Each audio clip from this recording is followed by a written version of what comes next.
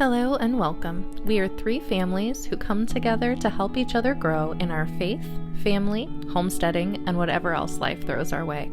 Join us on this journey as we sow and grow together. So while we were in Amish country, someone was talking about using herbs and things like that if your family is in a medical emergency type of situation and you're not able to use other things.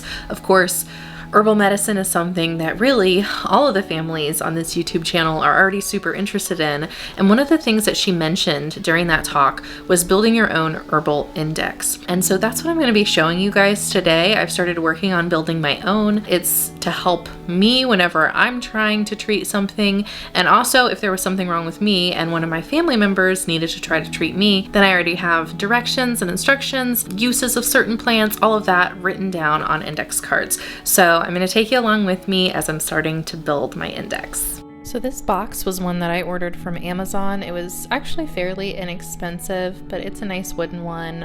It's pretty long. It can fit lots of cards inside. I just bought a pack of, I think, 500. So we should be good for the foreseeable future. And they're blank on one side, lines on the other. You'll see how I'm going to set that up here in just a bit. It also comes with these nice little dividers so that you can organize things in alphabetical order. They're nice and thick. And here we have the letter and number stickers that you can use on the little dividers as well.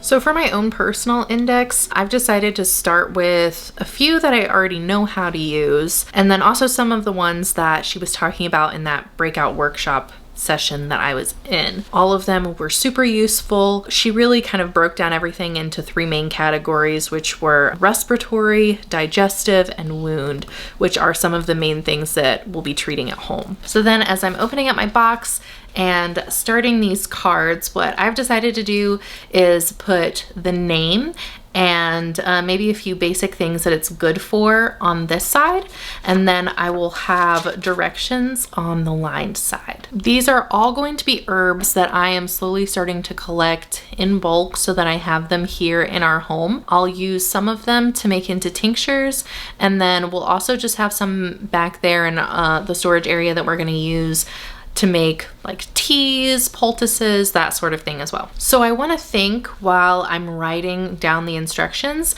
about what form that it's in our home. So for example, if I have tinctures of a certain thing, then I'm going to include directions for tinctures on there. If I know that I'm going to just have dried leaves to be able to make teas and stuff from it, then the directions that I'm going to have on there are going to be for making that type of herb into a tea. Basically, I just want whatever I would end up putting into Google to search how to use this certain thing. Instead, I'm going to put the answer on my card so that I can search my own index, because who knows, there might be a point in time when there's an emergency and I'm not able to use the internet, and so I need to be able to have that information with me accessible at all times. I decided to use Canva for this project. If you don't know what it is, basically it's a website online where you're able to make your own designs. I'm going to use these to print labels that I actually put on each of my index cards. So here I'm putting in the different names of some of the herbs that are going to go on the cards.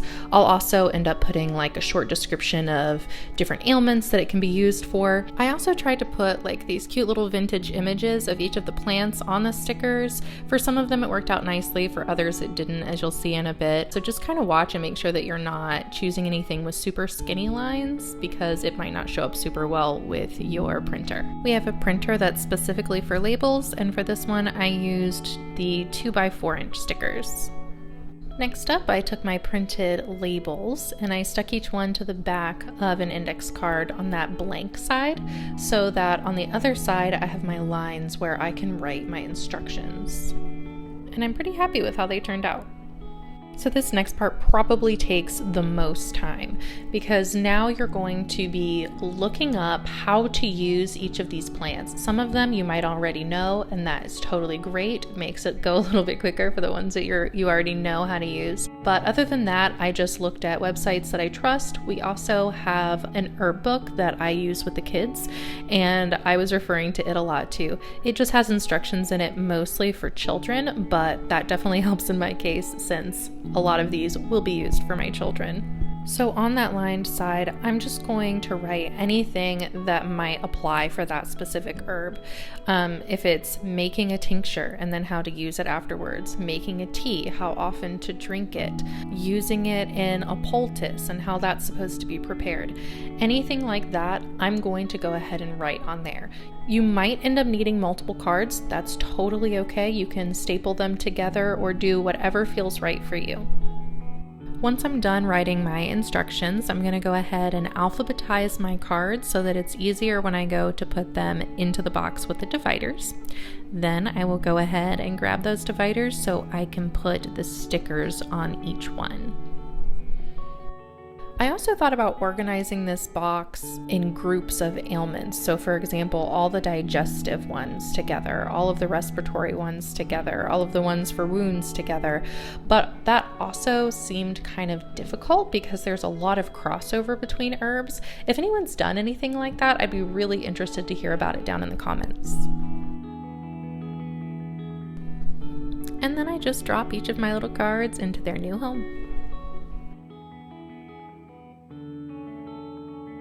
And that's how I'm building our herbal index. Of course, that's not all of the herbs that will end up in that box when it's fully complete. I want to continue to learn about herbal remedies and how they work over time and add to it as I go, but at least that's a good start with things that we can readily find or that I can order in bulk and have around the house. Thanks for watching our channel. Don't forget to like and subscribe for more of our content as we get closer and closer to self-sufficiency. Bye!